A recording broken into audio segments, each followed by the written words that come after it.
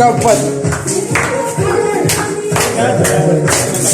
Wow, egaa liidaroonni keessummaatti liidaroota ciccimoo hojii boosaadhaa egaa isin jira hangammaatti wanta liidaramiin tumeetii liidaroota kanaaf qopheesse walumaa kan laalu ta'a egaa kennaa addaa maaltu isaaniif akka qophaa'e maaltu akka ta'amaa jiru jechuudha kama waliin ilaalu ta'a kennaa yeroo kamuu argachuun hedduu kan nama boonsuu fi hedduu kan nama gammachiisu.